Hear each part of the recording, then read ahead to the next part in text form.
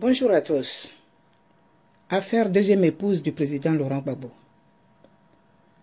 Lorsque la Côte d'Ivoire accédait à l'indépendance le 7 août 1960, alors qu'une minorité de personnes était justiciable du droit civil français, le reste de la population était régi par le droit coutumier.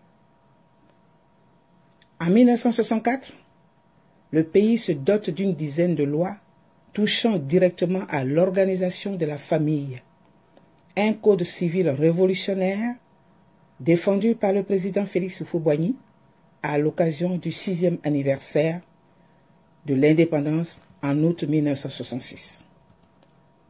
Ayant constaté que la survivance de certaines traditions constituait un obstacle ou un frein à l'évolution harmonieuse de la Côte d'Ivoire, les changements nécessaires s'imposaient.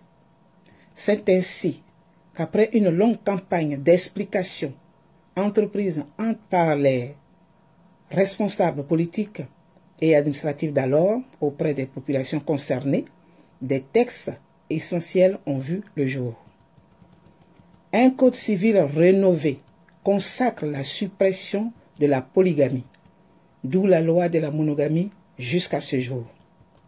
Extrait de Droit de la famille et réalité familiale, le cas de la Côte d'Ivoire depuis l'indépendance de Chantal Vleilly-Yoruba.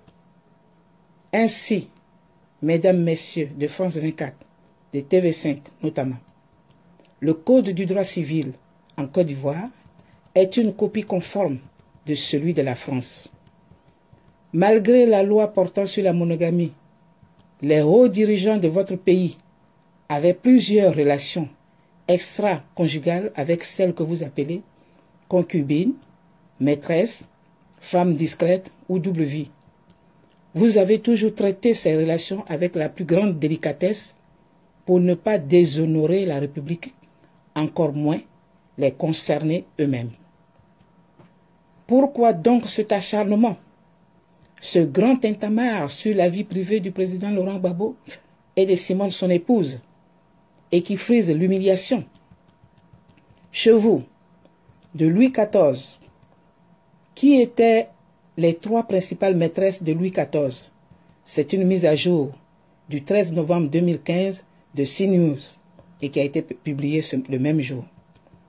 Toujours chez vous, de François Mitterrand, une relation avec Anne Pinjot, 27 ans plus jeune que lui, sous le même toit que son épouse Danielle Mitterrand, pendant son mandat à l'Élysée. De Jacques Chirac, dans leur livre Sexus Politicus, Christophe Deloire et Christophe Dubois ne révèlent même pas le nom de la mystérieuse journaliste du Figaro dont l'histoire d'amour aurait bien failli renverser la carrière politique de l'ex-président de la République. Et tous les derniers présidents français, Nicolas Sarkozy, François Hollande, Emmanuel Macron, dans leur choix et cavale amoureux.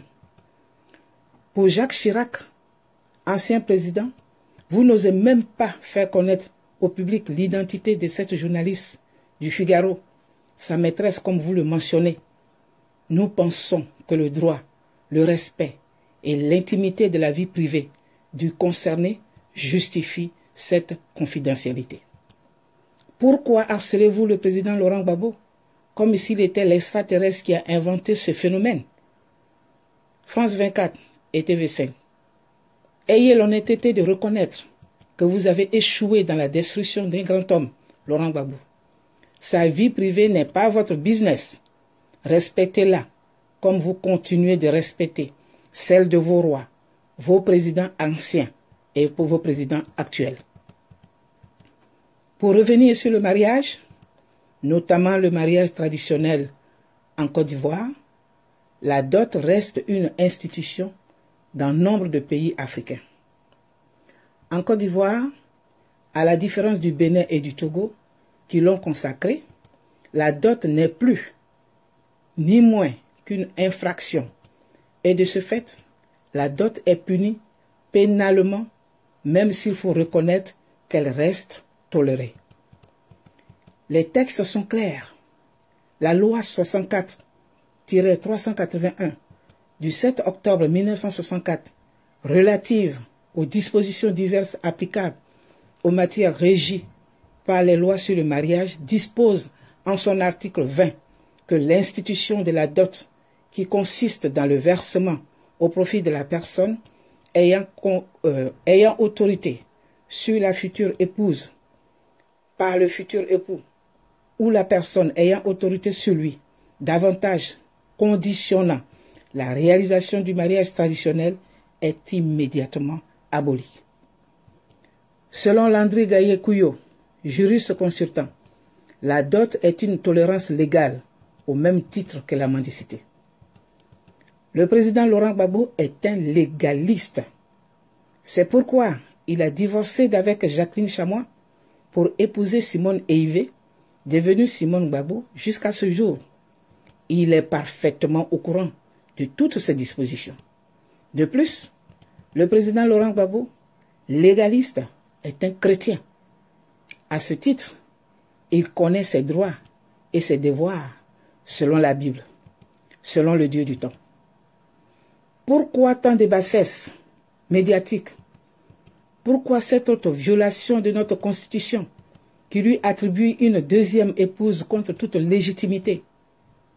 Est-ce là pour ceux qui en font la campagne une stratégie politicienne afin de l'éloigner de la Côte d'Ivoire?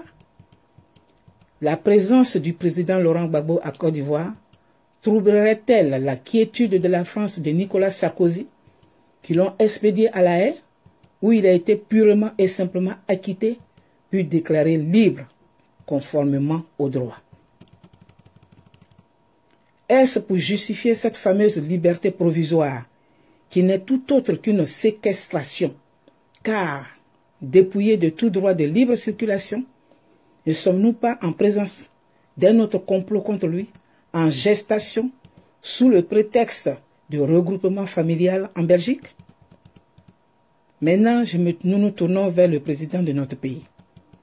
Monsieur le président de la République, Monsieur Alassane Ouattara, conformément à l'article 5 des statuts de notre organisation, portant sur la résolution 1325-2000 des Nations Unies, qui associe et invite les femmes de contribuer activement au règlement et à la prévention des conflits, au nom de nos valeurs africaines, selon lesquelles la femme reste un recours puissant, solide dans le processus de règlement des crises et conflits, l'Organisation internationale des femmes ivoiriennes pour la paix, vos mères, vos sœurs, vos enfants, vos petits-enfants vous interpellent sur l'importance, l'intérêt, l'impératif du retour en Côte d'Ivoire du président Laurent Gbagbo, du ministre Charles Blé Goudé pour l'apaisement et pour la paix.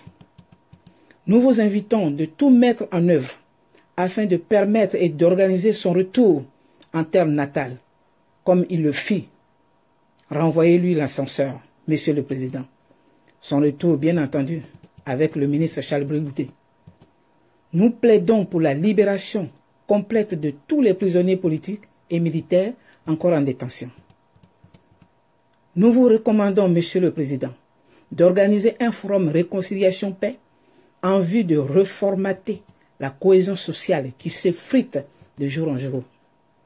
Oufouettistes, faites vôtre, Monsieur le Président, cette célèbre citation de notre cher défunt père fondateur, et je cite, « La paix, ce n'est pas un mot, c'est un comportement. » Fin de citation. L'oufouettisme, ce n'est pas un rassemblement, c'est une idéologie. C'est la paix pour notre pays, c'est la paix dans le monde. D'où la paix, d'où le prix Félix Houphouët-Boigny pour la recherche de la paix. La Côte d'Ivoire a besoin de tous ses fils en vue de s'engager dans la voie de la réconciliation pour une paix positive, pour une paix durable. Alors, faites-nous vivre ce bonheur, Monsieur le Président. Puisse la miséricorde, la tolérance, l'amour de Dieu gagner tous nos cœurs. Que Dieu délivre la Côte d'Ivoire. Vive la paix pour que vive notre pays. Je vous remercie. Jeanne Dick.